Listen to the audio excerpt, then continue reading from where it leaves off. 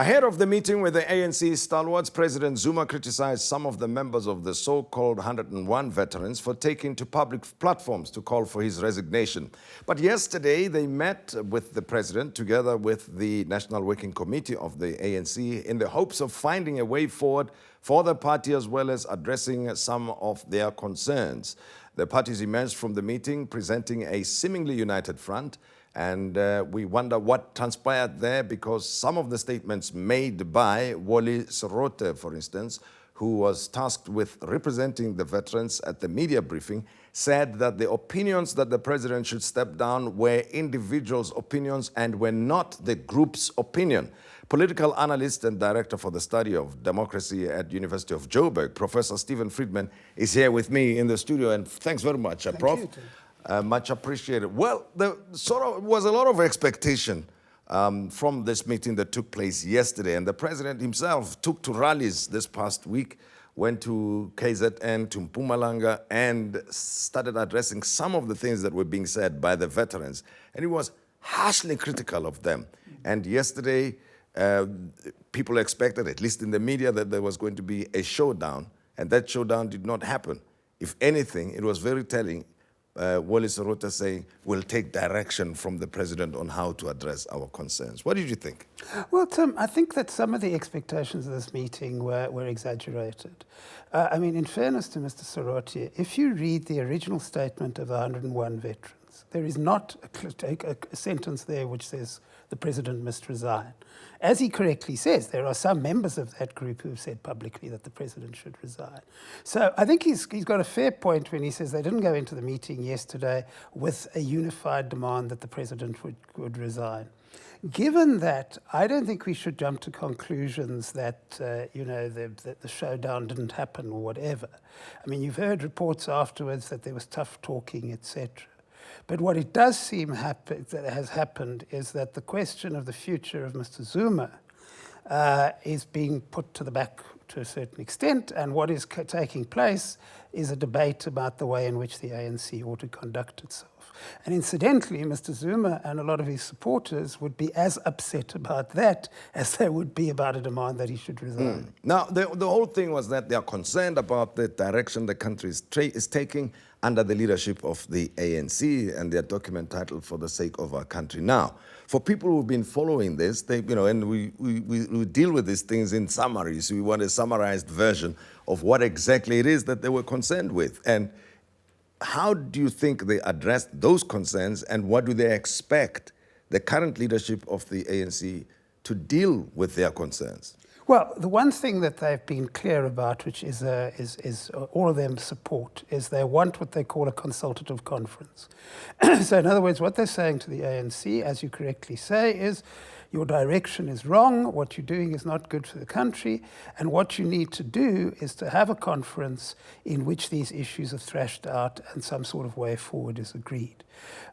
Whether that will happen or not, I don't know. I'm still a bit skeptical, but that is the demand on the table at the moment. Imagine, talk is talk. It's okay. You can have all the conferences you like, but you've got to have an agenda, I suppose, and specific outcomes that you would like to see from such a consultative conference, for instance. I can imagine the ANC itself would say, look, we have our National Working Committee meetings, we've got our NEC meetings, and we will have our policy conference meeting. We'll also have our elective conference. What do you want? All of the things that you are concerned with, we can address at these meetings. So in the context of the consultative meeting, what would be the key things they would like to see addressed there, and what is the outcome that they would like to see? Well, first of all, you're absolutely correct. I don't see the ANC agreeing to this consultative conference for precisely the reasons you've given. The ANC will say, Mr. Zuma's already said, as you said, go to the structures of the National Executive Committee, the National Working Committee. The conference only happens every 5 years. In addition to that, he might add that before the conference next year, they'll have a policy conference in the middle of next year, and you can go and raise those issues in the policy conference. But what the veterans are trying to say is this is a crisis. The future of the organization's at stake. It may lose the 2019 election. You're dealing with actions which might downgrade the economy to junk status, and that for this reason you need to have the consultative conference. What is interesting to watch is, even if they don't get the consultative conference, which I expect, is are they going to shift the way the ANC operates? And I think that that's, given that the ANC is divided into factions, what is going to matter here is, can they persuade the members of the NEC in the president's faction that they should support the other faction? Because if they do that, then it changes the whole way in which decisions are taken. Now, from the public's point of view, at least as reflected in the media reports that we see and the general comment in the social media by ordinary citizens, is that people want to hear what is the ANC going to do with the decision by the court, or the ruling by the court, the constitutional court, in terms of the president violating his oath of office, the state of capture report by the public protector, and the shenanigans around Minister of Finance Pravin Gordhan, and a host of other things, but these are the three that come to mind immediately. I mean, what is it that ANC can do about them? Because it hasn't done anything about. And I'm wondering what the stalwarts themselves would like to see, what would they like to see the ANC do about at least those three issues? Well, the point is, the reason the ANC doesn't do anything about some of these issues is the ANC split into two factions. The one faction wants this done, the other faction doesn't want it done. So Gwede Mantashe, who's the Secretary General, says we need to investigate state capture, and they try to investigate state capture, and the other faction makes sure that nothing comes of it. That's why I'm saying that unless the balance of power shifts on the NEC, nothing much is going to happen. What people are looking for, if you look between the lines at what the veterans are saying and what a lot of voters in the city are saying, is, which I think is possible, whether it happens or not, is, well, obviously the state capture report has got to be investigated. If what is alleged in the report is true, then there obviously has to be action taken to stop it happening again. Obviously, people would like to see an end to attempts to prosecute the finance minister, and let's be frank, attempts to take over the treasury, so that, and that's the public perception, which is fair enough, that the reason some people want to take over the treasury is they want to use it for themselves rather than in the national interest. The issue where I think is a bit more complicated, and where the chorus hasn't been reading the court judgments very clearly, is we keep on hearing that the Constitutional Court said the president violated his oath of office and that means he should resign. If you read the judgment, the Constitutional Court didn't actually say that. Yeah. The Constitutional Court said that what he'd done is unconstitutional. The question of whether he did it deliberately or not, whether he violated any oaths or not, the court did not express an opinion on, despite the fact that Dali Mpofu, the counsel for the EFF, had specifically asked the court to do this.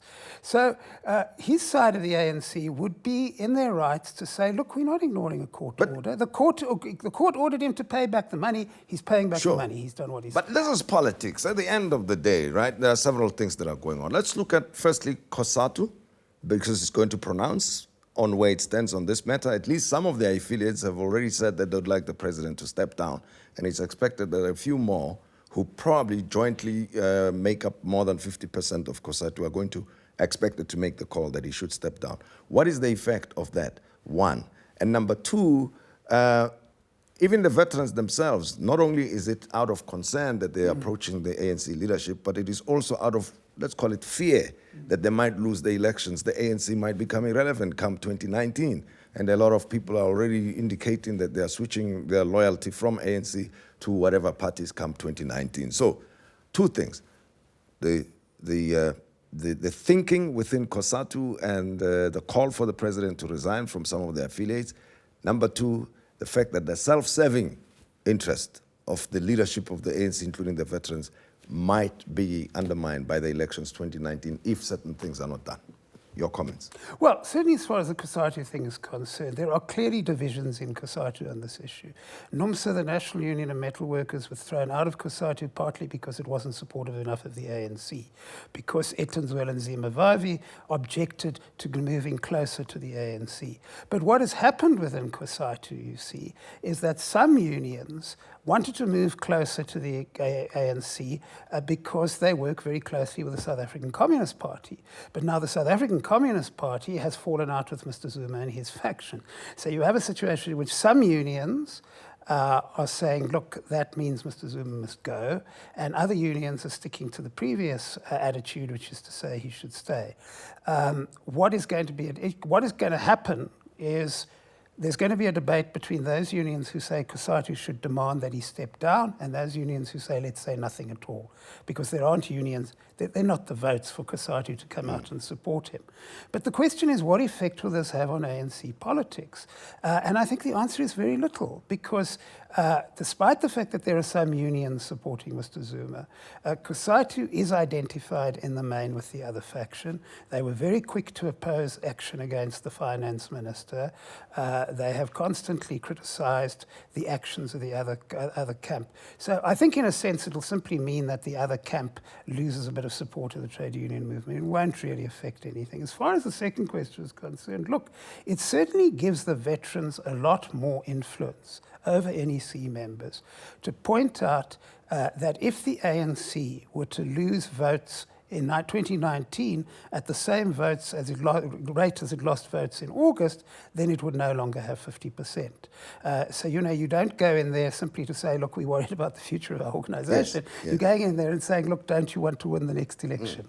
And I think that makes it possible, at least, that they will have more influence than we might expect. Looking at a variety of developments besides the meeting that was held yesterday and the way ANC is dealing with its own problems, is it aware that it's operating in a space where there are people who vote for it but are not members of the ANC and therefore are unhappy with the way the country is being run and will take their votes elsewhere, as they've already started to do so?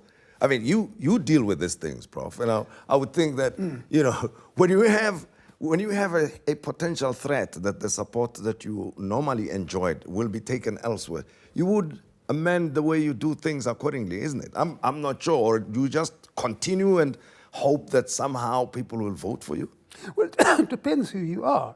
If you're a politician in the urban areas, then that's exactly the way you react.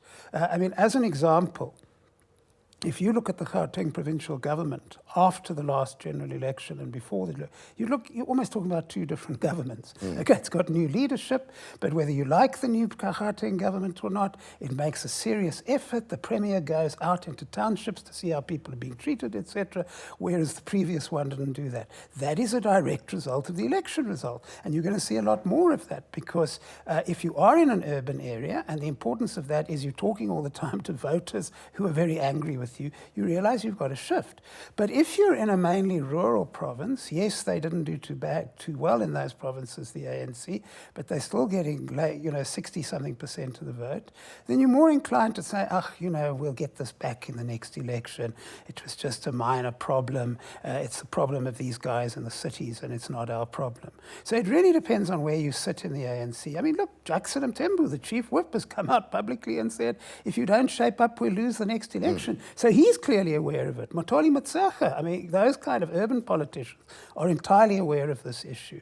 But they're being resisted by the president's faction, by the premiers in the Premier League, because they believe that they can still win the next election even without these urban votes. Is it an exaggeration, according to you, Prof, to say that a majority of South Africans, particularly those who pay taxes anyway, are hurtful or getting there with how things are being done in the country, and there are many challenges that are not being dealt with? I mean, the unemployment rate, the low growth of the economy, the high poverty levels, inequality, and a host of other things, the pressures coming from fees must fall.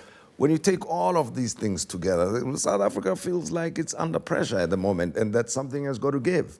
Well, we have to be very careful about always jumping to conclusions that the people we associate with, the people we see around us, are the whole of South Africa.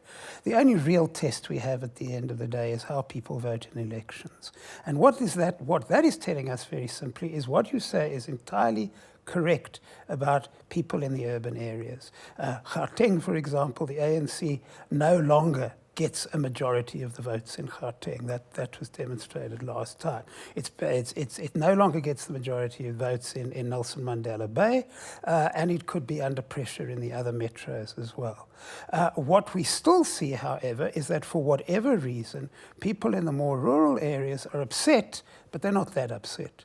And that means that there is a sort of divide between the cities and the countryside. And that really shapes the way in which ANC politics operates. So once, on the one hand, you have, I keep on coming back to this, you have an urban ANC leadership who knows that people are angry and wants to do something about it. You have a rural ANC leadership which quite frankly doesn't care because they think they can win. Brief one from your side. What's going to happen now with the veterans? They've had their meetings. There's going to be another meeting soon. What difference is that going to have in the short term? Very briefly. In the short term, probably nothing. I mean, it's unrealistic to expect that you're going to have some meeting and they're going to walk out and say, look, we're going to do the next thing in a couple of weeks.